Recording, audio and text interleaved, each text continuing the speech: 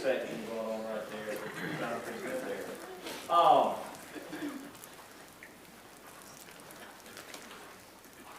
We'll go back there. When I was at Lipscomb, I met this gentleman. He had a 1978 Pinto. And it was, I had to search the internet and I found one. It was about that color right there. And when I was at Lipscomb, a lot of my friends weren't the guys who had the new fancy cars. It was guys like me who had older cars. And so we were always having to work on a car. And so he came to me one time and he said, you know, I have found a 1975 Fiat. It was about that color. And I said, a Fiat? He said, you don't know about Fiats? And I said, no, I don't know much about Fiats. He said, they're Italian. And I said, really? They're Italian? Yeah. You don't know about Italian cars? And I said, no, I don't know much about Italian cars. He said, they make Lamborghinis. And I thought, yeah, but that says Fiat. And he said, oh, no, they make Lamborghinis. They make really great cars. And I'm thinking about trading my Pinto for this Fiat. And I said, well, I don't know much about Fiats, but maybe that's a good deal. He said, they make Lamborghinis. I said, Fiat doesn't make Lamborghinis. Italians make Lamborghinis. I said, Americans make Cadillacs too, but a Cadillac and a Pinto aren't the same thing. Oh, but it's Italian. So he went and traded his 1978 Pinto for the 1975 Fiat. And you know, sometimes when you think you're making a move up, but you're really not, he didn't really make a move up. That thing was broken all of the time. There is always something wrong with a 1975 Fiat. And when he moved from Pinto to Fiat, he moved way beyond my level of expertise, and which was really low, by the way. Okay, that's not a very high level of expertise, but I couldn't work on a Fiat. And guess what? There weren't too many places in Nashville that could work on a Fiat. And you know what else is true about people in Nashville at that time that could work on a Fiat? Anybody want to guess? They are expensive. So that thing was always broken down. It almost never ran. I mean, he kept it for about a year and a half, and I think he ended up giving the thing away. Sometimes when you think you're making a move up, you're actually making a move down. And sometimes we're afraid about that, and there is this guy who comes to Jesus at night, and his name is Nicodemus. And Nicodemus comes to speak to Jesus, and he is really confused, I think, about who Jesus is. I mean, he knows Jesus is something special, but he also knows that Jesus is not really what he was expecting. And I think he looked at Jesus and he saw something better than a 1975 Fiat if you were driving a 1978 Pinto. But he looked at Jesus, he thought, I think there's something better, but I'm just not sure I want to take the chance. He really didn't want to give up the status quo. He didn't want to give up what he had for something he thought might be better. Have you ever been there? Have you ever been there where you think there's a better choice, but you're not sure it's really a better choice? So you're really afraid to kind of step out on the limb and take that chance because you're afraid it might not be as good as you think it's going to be. And I think that's not far from what's happening in John chapter 3. Nicodemus, you know, before I ask that, when we're thinking about that in our own life, is the old really worth it? I mean, the thing that we're hanging on to is if you're afraid to make that commitment to follow Jesus, is the old really worth it? If you say something like, well, you know, I kind of got a good career going. I don't really want to mess that up. Is the old really worth it? What's going to happen with the old? I mean, to be honest, what's going to happen with the career? Well, eventually you're going to retire maybe. If you don't retire and death comes first, they're going to fill your job pretty quick. If you say, well, it's really money. Money's really worth it. Is money really worth it? Well, no, not really. It's going to get burned up, by the way, if you don't know that already.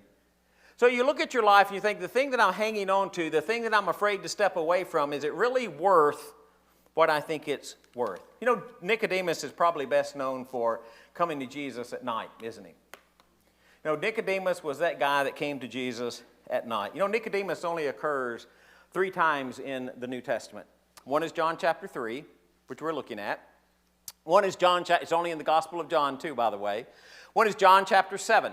John chapter 7, they're questioning who Jesus is, and they're the Sanhedrin, the group of 71, which Nicodemus was a part of that. The Sanhedrin, or the Sanhedrin, was kind of the judicial ruling council of the Jewish people. It was 71 of the greatest, the brightest people who made that group up, and Nicodemus was part of that. He was part of that Jewish ruling council, and that Jewish ruling council was trying to figure out what to do with Jesus.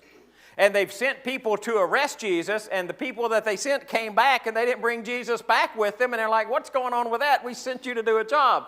And Nicodemus makes this statement. He says, well, do we judge a person before we hear him first? And they ask Nicodemus, are you going to believe in him too? Don't you know that a prophet doesn't come from Galilee? The other one is in John chapter 19. When Joseph of Arimathea comes to bury the body of Jesus, and it says about Joseph of Arimathea that he was a secret disciple for fear of the Jews. Nicodemus comes, and he brings an enormous amount of spices. Nicodemus was evidently a rich man. Doesn't say that he was a secret disciple for fear of the Jews. That was Joseph, but perhaps that was true of Nicodemus as well. So John's definition of this Sanhedrin is a Jewish ruling council in chapter 3, verse 1. Now there was a Pharisee, a man named Nicodemus, who is a member of the Jewish ruling council, and he came to Jesus at night and said, Rabbi, we know that you are a teacher who has come from God, for no one could perform the signs you are doing if God were not with him. So he is a Pharisee. He's a ruler. He's important. He's looked up to in his society. He's looked up to by the other Jewish people. And Nicodemus is kind of struggling with what to do with Jesus. You know, the first lesson is pretty simple. Worldly status does not secure salvation. You can be important. You can be respected. You can be looked up to. You can be a member of the ruling council. You can be someone that everybody in the world looks at and says, wow, look at that guy or look at that girl. You can be an influencer and influence millions of people, but the bottom line is worldly status does not secure salvation. Belief in Jesus secures salvation. So why did he come at night? Was he afraid? Could have been. The Sanhedrin was hostile to Jesus, weren't they? The Pharisees as a whole were very hostile to Jesus. I mean, if they found out that he might have even have been a believer in Jesus at all, they may have kicked him out of the Sanhedrin. That could have. It doesn't seem from John chapter 7 when they ask those questions about Nicodemus that they know that he might be even contemplating being a believer in Jesus. Do you ever think that maybe John told us about Nicodemus because in the first century church there were Pharisees who made up the body of believers? Or because they knew that while Jesus was on earth, that there is this incredible conflict that's going on with the Pharisees, and they are rejecting Jesus and they killed Jesus, and they were part of the death process. And you think maybe John is writing this so that the first century church, when they run across somebody who is a Pharisee, that they don't check them off the list because they are in the group of men known as the Pharisees. that John says, even among the Pharisees, there are those who are going to come seeking faith in Jesus. And I think Nicodemus is very sincere in his quest for Jesus here. And there were going to be Pharisees who were very serious in their quest for Jesus as the Son of God. And he wanted the New Testament church to know that there were believers in that group of people. How many times do we just look at a group of people and say, oh, there's not any believers of Jesus in that group? But, that's not correct in any group of people. There are always those who are searching for faith in Jesus. Whatever reason he came, whether it was fear or something else, the thing is, Jesus did not condemn the reason that he came. Jesus answered his questions and interacted with him. So when we get an opportunity to talk to Jesus, even if to someone about Jesus, even if they asked us the question, we never question the motive, because it could very well be sincere. If it were fear, and the text never says that it was, but if it were, do you know somebody who's hesitant to make a commitment to Jesus because of fear? Maybe they're afraid of what their family will think. Maybe they're afraid of what a spouse would think. Maybe they're afraid of what how a friend would react, or how a coworker would react.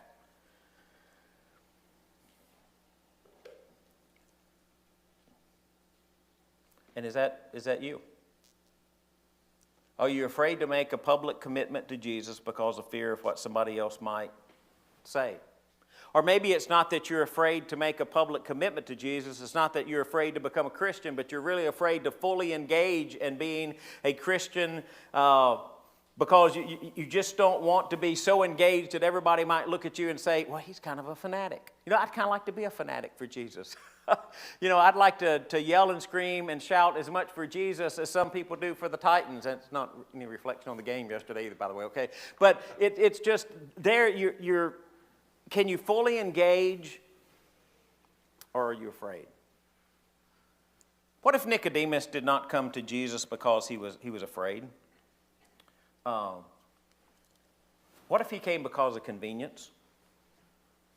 What if he came at night so that he would have more time to interact with Jesus, that he would have some uninterrupted time, that maybe they would not be pressed by all the crowds who were always around Jesus, and it would give Nicodemus a time to be alone and to really ask questions of Jesus, so he could just have a nice, leisurely, uninterrupted, long conversation. Nicodemus knew that Jesus was a teacher of the law. He knew that there was something different, something special about Jesus. That text that we just passed over at the very end, this was the Sanhedrin, by the way, and they said, and Nicodemus asked, does our law judge a man without first giving him a hearing and learning what he does? And they replied, are you from Galilee too? Search and see that no prophet arises from Galilee. And Jesus comes along, who is from Nazareth. And by the way, you can answer this pretty quickly. Where is Nazareth? Galilee. Okay, so he comes from Galilee, and Nicodemus is looking at him, and he comes and he says, we know that you're a teacher from God, because nobody could do the signs you do unless God's with him. And Nicodemus is thinking, but he's from Galilee, and no prophet comes from Galilee. He's a Pharisee. He studied the law. He knows, and he's just struggling to know, what do I do with this man named Jesus? He looks like he is the Messiah, but he doesn't fit what I think the Messiah should look like. And he's just quandering, and he's questioning, and he's wondering. Do you know anybody like that? Do you know anybody who just really, they kind of think there might be something about Jesus, they're just not sure what to do with him yet? Maybe he is the Son of God. Maybe Jesus was a real figure in history. Maybe Jesus really did live. Maybe Jesus was resurrected from the dead. Maybe Jesus didn't die again. Maybe he really is at the right hand of the throne of God. Maybe Jesus really is eternal, even though I can't really figure eternal out, but there's so much information about Jesus, I don't know what to do with him yet. And I think that would be very much who Nicodemus would have been. Nicodemus had another struggle. First, back to what we were just talking, Jesus calls those who are fearful and questioning, doesn't he? Does Jesus just call people who have everything figured out? Don't shake your head like this. No, that's a no question, right? Jesus doesn't call people who have everything figured out. Jesus calls people who are trying to understand how everything works and how he fits in. And Nicodemus had this really difficult time understanding spiritual truth. You wouldn't have expected that. You would have expected Nicodemus to be the very one who could have everything spiritually figured out. He is a Pharisee. He has gone to the upper levels of learning. He has probably sat at the feet of the greatest teachers of the Torah, the law of Moses, who have ever existed. He can quote Scripture. He knows the Torah inside and outside. Not only does he know the Torah, he knows, like we have commentaries, so we go and see what the commentary says. He would have known all of the commentary on the law that was Jewish tradition because he would have studied it. He would have been able to say, well, Rabbi so-and-so thinks this, and Rabbi so-and-so thinks that. I mean, he is a very highly educated religious man. But he cannot understand Jesus' simple truth. Man has to be born again. How can a man enter a second time into his mother's womb and be born? Now, that sounds like a very fair question, doesn't it? And Nicodemus just could not get a grasp on what that means. He would ask things like, well, how can these things be? And Jesus said, if you can't understand earthly things, Nicodemus, how are you ever going to understand the spiritual things? We have to be very careful. We can't always equate knowledge about God or knowledge about the Bible or the ability to quote the Bible with spirituality and desire of the heart. Just because somebody knows the text doesn't mean that they live by the text, and it's not always a sign of somebody who is really spiritually discerning. And so do you know people who really struggle to understand and have a spiritual view of life? Because Jesus says to Nicodemus, you're a teacher of Israel and you don't understand these things. Developing a spiritual understanding of life isn't easy. Know anybody who struggles with that? Know anybody who struggles to see beyond the physical? Just our physical existence. And to talk to them in spiritual terms or spirituality, or even to talk to them about concepts like eternity and heaven and life after death, they are just so physically oriented, they cannot seem to grasp those terms. That this life is all that there is. And Tom Holland used to say, when you're dead like Rover, you're dead all over. But they just can't get a grasp of a spiritual understanding of life. Or somebody that spiritual things just don't seem to make any sense. Concepts of heaven or angels or eternity. I mean, those things just don't seem to compute to them. Somebody like a Nicodemus who's, in a way, trapped by his past understanding. He's been educated to know exactly what the Messiah is supposed to be like, and the Messiah shows up and he's not like that, and now he can't figure out what to do with the new information that he has. And as a church, we have to be very careful about that, don't we? We can become to this preconceived idea that something is the way that it's always been, and when something new comes along, we're not able to recognize it. We're not able to embrace it. We're not able to see it because it just doesn't fit with our past understanding. We're kind of trapped in our own tradition. And when I use the word tradition, I don't use it in a bad way. I really think traditions are traditions because they work. When Paul uses the word tradition for the New Testament church, he said, you keep the traditions just the way that I passed them down to you. There's some very healthy things about tradition until tradition causes us to become blind to the reality and the truth of God. And we just get trapped in our preconceived ideas. We just get trapped in our own understanding. And Jesus calls and embraces those who don't have everything figured out. Of the things that I say sometimes, I rejoice mostly in one like that. Because the person who doesn't have it all figured out is actually also the person who speaks to you sometimes on Sunday mornings. And Jesus calls and embraces those people. If you are not making a commitment to Jesus because you think, I don't have all of the right answers yet, I just want to encourage you and let you know you will never have all of the right answers. If you say, well, I'm not going to come to Jesus until I get my life figured out, I want you to know you are never going to get your life figured out without introducing Jesus and the Holy Spirit into your life. It just doesn't happen that way. Jesus calls people who don't have things figured out to help us understand the direction we go in life. There's something else about Nicodemus. John chapter 3, verse 16. Most of us could probably quote John 3:16, couldn't we? Most of us forget that this is in the discourse that Jesus has with Nicodemus. For God so loved the world that he gave his one and only Son, that whoever believes in him shall not perish, but might have eternal life. For God did not send his Son into the world to condemn the world, but to save the world through him. And whoever believes in him is not condemned, but whoever does not believe stands condemned already, because they have not believed in the name of God's one and only Son. This is the verdict. Light has come into the world, and the people love darkness instead of light because their deeds were evil. Everyone who does evil hates the light and will not come into the light for fear that their deeds will be exposed. But whoever lives by the truth comes into the light, so that it may be seen plainly that what they have done has been done in the sight of God.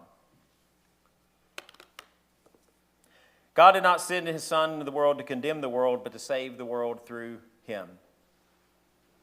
You know what Nicodemus, as a Pharisee, would have been really good at in life? Condemning people. He would have been very good about pointing out those that weren't following the law correctly. He would have been very good at pointing out those who didn't, not just the law of Moses, Genesis, Exodus, Leviticus, Numbers, and Deuteronomy, but those who didn't hold to the traditions as they were taught by the Pharisees. He would be very quick to point out someone who walked too far on the Sabbath.